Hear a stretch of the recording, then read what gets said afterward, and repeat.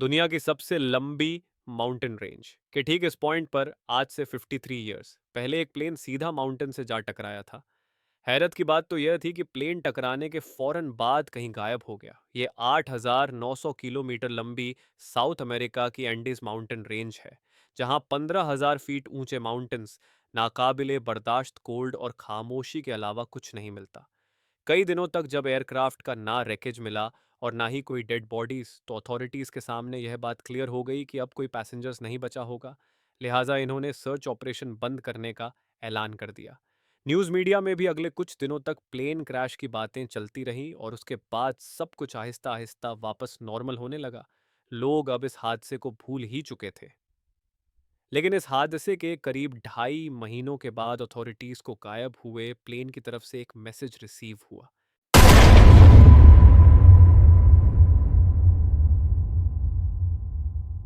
दोस्तों, यह कहानी है यूरुग्वाई एयरफोर्स की फ्लाइट 571 की, जिसने 12 अक्टूबर 1972 को उरुग्वाई के कैपिटल मॉन्टेवीडियो से उड़ान भरी। एयरक्राफ्ट में रग्बी के कुछ प्लेयर्स मौजूद थे, जिनको मॉन्टेवीडियो से चिले के कैपिटल सांटियागो तक एक मैच खेलने जाना था। रग्बी प्लेयर समेत एयरक्राफ्ट में टोटल 40 पैसेंजर्स और 5 क्रू मेंबर्स मौजूद थे। टेक ऑफ के बाद अभी एयरक्राफ्ट अर्जेंटीना के ऊपर ही पहुंचा था कि अचानक वेदर की खराबी की वजह से इनको अर्जेंटीना के शहर मेंडोजा में ही लैंड करना पड़ा।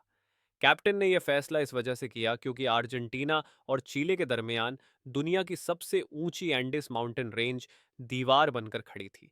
यहाँ के ऊंचे माउंटेन्स वैसे ही काफ़ी डेंजरस हैं और वेदर की खराबी में इनके ऊपर से गुजरना खतरे से बिल्कुल खाली नहीं था।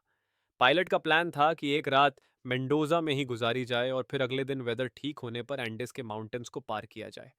लेकिन क्या मालूम पायलट और तमाम पैसेंजर्स को कि अगले दिन इन पर क्या मुसीबत आने वाली है।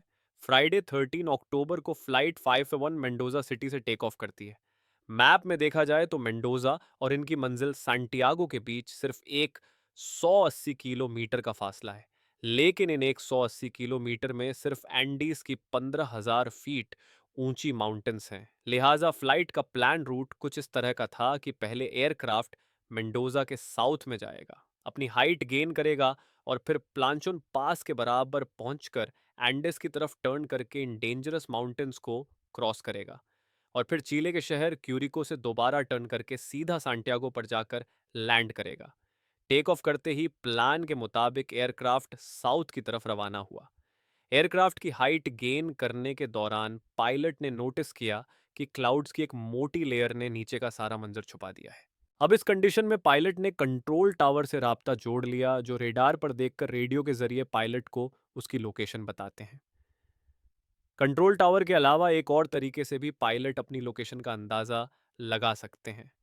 इसमें एयरक्राफ्ट की आखिरी नोन लोकेशन को मद्देनजर रखते हुए एयरक्राफ्ट की स्पीड के जरिए कैलकुलेशन करके अपनी करंट लोकेशन का अंदाजा लगाया जाता है। इस तरीके को एविएशन की जबान में डेड रेकनिंग कहा जाता है। जैसे ही फ्लाइट 571 प्लांचों पास के पास पहुंची, तो उन्होंने राइट टर्न ले लिया। अब यह 18,000 फीट की ऊंचाई पर एंडिस के माउंटेन्स के ऊपर से गुजर रहे थे। ऊपर नीला स्काई और नीचे वाइट क्लाउड्स। पायलट पूरी तरह से Santiago air traffic control tower पर डिपेंडेंट था। जैसे ही वह प्लांचो पास के करीब पहुंचे, तो फ्लाइट 571 कंट्रोल टावर के रेडार से गायब हो गई। यह एक नॉर्मल बात थी, क्योंकि माउंटेन्स की वजह से रेडार के सिग्नल्स बहुत कमजोर थे। इस मौके पर को पायलट ने डेड रेकनिंग के जरिए अपनी लोकेशन कैलकुलेट की। 3:21 पर सांटियागो कंट्रोल टावर को रेडियो किया कि हम 8 मिनट के बाद चीले के शहर क्यूरिको के ऊपर पहुंच जाएंगे, और उनसे अपनी ऊंचाई कम करने की परमिशन मांगी। अब नॉर्मली प्लांचोन पास से क्यूरिको तक पहुंचने में एयरक्राफ्ट को 11 मिनट लगते हैं, लेकिन इन्होंने यह फासला सिर्फ 3 ही मिनट्स में कवर कर लिया था। यह चीज कंट्रोल टावर में बैठे स्टाफ को कुछ समझ नहीं आई, लेकिन क्योंकि फ्लाइट 571 रेडार पर शो नहीं हो रही थी, इसी वजह से उन्होंने एयरक्राफ्ट को डिसेंड करने की परमिशन दे दी। और इनको इस बात का बिल्कुल भी अंदाज़ा नहीं था कि असल में को पायलट ने एयरक्राफ्ट की जो लोकेशन कैलकुलेट की थी वह गलत थी। पायलट समझ रहा था कि वह असल में क्यूरिको के ऊपर है, लेकिन असल में वो इस वक्त प्लांशों पास क्रॉस कर रहे थे। कंट्रोल टावर से परमिशन मिलते ही पायलट ने राइट टर्न किया और एयरक्राफ्ट की हाइट भी कम करना शुरू कर दी। शुरू में इनको डेंजरस टर्बुलेंस का सामना करना पड़ा, लेकिन जब इन्होंने व्हाइट क्लाउड्स की लेयर को क्रॉस किया, तो क्या देखते हैं कि इनके सामने एक बहुत बड़ा माउंटेन खड़ा है। इस पॉइंट पर पायलट को अंदाजा हुआ कि असल में वो अभी तक एंडेस की माउंटेन्स में ही मौजूद है। पायलट ने दोबारा एल्टीट्यूड गेन करने के लिए पूरी जान लगा दी। प्लेन की नोज अब स्काई की तरफ हो चुकी थी, लेकिन अफसोस कि शायद यह चीज थोड़ा पहले कर ली जाती। फ्लाइट 571 की टेल माउंटेन की चोटी से टकराई और एयरक्राफ्ट से अलग हो गई। इस वक्त यह माउंटेन पूरी तरह स्नो से ढका हुआ था और विंग्स के फ्लाइट 571 का स्लाइड करता सीधे नीचे की तरफ आया और इस पॉइंट पर आकर रुक गया। क्रैश की वजह से 12 पैसेंजर्स मौके पर ही दुनिया से जा चुके थे, खास तौर पर वो लोग जो एयरक्राफ्ट के पिछले हिस्से में मौजूद थे। मजेदार तौर पर प्लेन के फ्यूजलाज में 33 पैसेंजर्स की जान तो बच गई, लेकिन इनको बहुत ज्यादा चोटें आईं।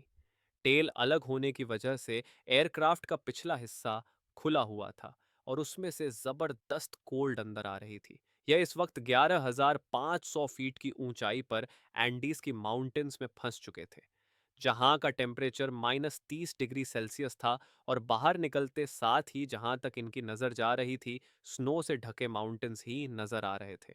सबसे पहले इन्होंने अपने साथियों की बॉडीज को स्नो में दफन कर दिया। इधर प्लेन क्रैश की खबर ने चाइलियन अथॉरिटी को अलर्ट कर दिया था, पर इनको यह मालूम नहीं था कि वह असल में अर्जेंटीना में ही क्रैश हुए थे। बिना टाइम जाया किए इन्होंने सर्च ऑपरेशन स्टार्ट किया, जिसमें 4 एयरप्लेन्स ने हिस्सा लिया था। सुबह से लेकर शाम तक सस्पेक्टेड एरिया को सर्च करने के दौरान इनको ना ही कोई प्लेन नजर आया और ना ही एयरक्राफ्ट का कोई wreckage। यह एक बहुत ही मुश्किल सर्च ऑपरेशन था, क्योंकि नीचे सारे माउंटेन्स स्नो की वजह से लाइट को रिफ्लेक्ट कर रहे थे। क्रैश साइट में बचे हुए पैसेंजर्स के ऊपर से कई बार रेस्क्यू प्लेन्स गुजर कर गए, लेकिन इनके लाख इशारे देने के बावजूद भी रेस्क्यू प्लेन्स की नज़र इन पर ना पड़ सकी। टोटल 8 दिनों तक सर्च ऑपरेशन चलाने के बाद 21 अक्टूबर 1972 को तमाम पैसेंजर्स को डेड डिक्लेयर करके सर्च ऑपरेशन खत्म कर दिया गया। 4वें दिन क्रैश साइट पर मौजूद पैसेंजर्स को कॉकपिट में एक रेडियो सेट मिला, जिसको ट्यून करके इन्होंने खबर सुनी कि उनको ढूंढने के लिए चलाया जाने वाला सर्च ऑपरेशन अब बंद कर दिया गया है। जहां यह लोग पहली इतनी मुसीबत में थे, वहीं यह खबर इनको मजीद अफसोस में डाल गई। अपने बचने की जो आखिरी उम्मीद नजर आ रही थी, वह भी खत्म हो चुकी थी। पहले हफ्ते में ही 5 और पैसेंजर्स जख्मों की वजह से जान से हाथ धो बैठे। अब क्रैश साइट पर सिर्फ 28 पैसेंजर्स बचे थे। इन्होंने एयरक्राफ्ट के रेकेज और लगेज को इकट्ठा करके प्लेन के खुली हुई हिस्से को बंद किया, ताकि कोल्ड से बचा जा सके। सीट कवर्स को वार्मथ के लिए इस्तेमाल किया गया और इनके पास खाने के लिए भी सिर्फ 8 चॉकलेट बार्स, ड्राई फ्रूट्स और गिनी चुनी पानी की बॉटल्स मौजूद थी। पहला हफ्ता तो इन्होंने बड़ी मुश्किल से यह खाना आपस में डिवाइड करके खा लिया, लेकिन लेकिन जब ये तमाम चीज़ें भी खत्म हो गईं, तो इन्होंने क्लोथ्स और कार्टन्स को खाना शुरू कर दिया, जिससे ये मज़ीद सिक पड़ने लगे। आखिर जब इनको कुछ समझ नहीं आया, तो इन्होंने अपने मरे हुए साथियों के बॉडी पार्ट्स खाना शुरू कर दिए। ज़ाहिर है यह फैसला बहुत ही मुश्किल था, लेकिन हंगर ने इनको यह कदम उठाने पर मजबूर कर दिया था। क्रैश के 17 दिनों के बाद 29 अक्टूबर को अचानक रात के वक्त स्नोस्टॉर्म आया और इसने फ्यूसलाज पर बुरी तरह हमला किया। स्नोस्टॉर्म की स्पीड इतनी तेज थी कि पूरा फ्यूसलाज अंदर तक स्नो से भर गया। इस हादसे में 9 सर्वाइवर्स मारे गए और बचे हुए 19 लोगों के हाथ जो कुछ लगा, उन्होंने इससे स्नो को हटाया और ऑक्सीजन के लिए जगह बनाई। दिन गुजरते जा रहे थे। सर्वाइवर्स की हालत बदतर से बदतर होती जा रही थी। एक एक करके सारे मौत की नजर हो रहे थे और बचे हुए अपनी मौत का इंतजार कर रहे थे। 12 दिसंबर यानी क्रैश के 60 डेज के बाद 3 और सर्वाइवर्स जिंदगी की बाजी हार गए। पीछे बचे 16 लोगों के पास सिर्फ दो ऑप्शंस थे कि या तो वह अपने बचे हुए दिन गिनना शुरू कर दें, या फिर हिम्मत करके वेस्ट में मौजूद इन माउंटेन्स को कैसे भी करके हाइक कर लें। 12 दिसंबर 1972 को 3 रग्बी प्लेयर्स ने वेस्टर्न पीक को हाइक करने का इरादा कर लिया, इस उम्मीद में कि माउंटेन की दूसरी साइड ग्रीन वैली होगी, जहां से शायद कोई मदद मिल सके।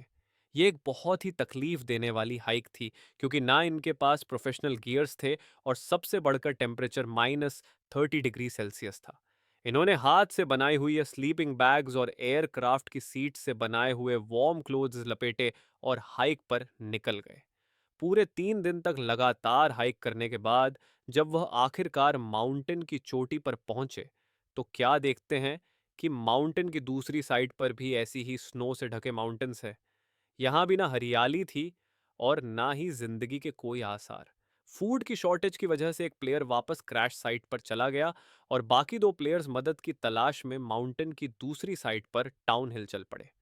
अगले 10 दिनों तक ट्रैकिंग करने के बाद और 61 किलोमीटर सफर बुरी हालत में गुजारने के बाद आखिरकार वो एक वैली में पहुंचे। सबसे पहले इन्होंने रिवर से पानी पिया। तभी इनको रिवर के उस पार हॉर्स पर एक शख्स दिखाई दिया। रिवर की शोर की वजह से वह अपना मैसेज उस शख्स तक नहीं पहुंचा पा रहे थे। हॉर्स पर बैठे इस लोकल को आइडिया आया और उसने एक कागज और पेन को पत्थर में लपेटकर रिवर के इस पार फेंक दिया। इन्होंने इस कागज पर सारा माजरा लिखा और वापस फेंक दिया। वो शख्स हॉर्स भगाता हुआ यह लेटर चाइलियन अथॉरिटी तक ले गया। पहले तो उनको यकीन नहीं आया कि 2 मंथ्स एंड 15 डेज गुजर जाने के बाद भी प्लेन क्रैश के सर्वाइवर्स अभी तक जिंदा कैसे हो सकते हैं।